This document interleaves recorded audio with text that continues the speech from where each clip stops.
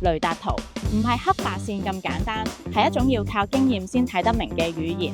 探地雷達掃到嘅雷達圖，每條弧線、每個回波強弱都可能代表唔同物料、深度變化，甚至係空洞同裂縫。但相似嘅雷達形態喺唔同材質、含水量、天線頻率同掃描角度之下，意思可以完全兩回事。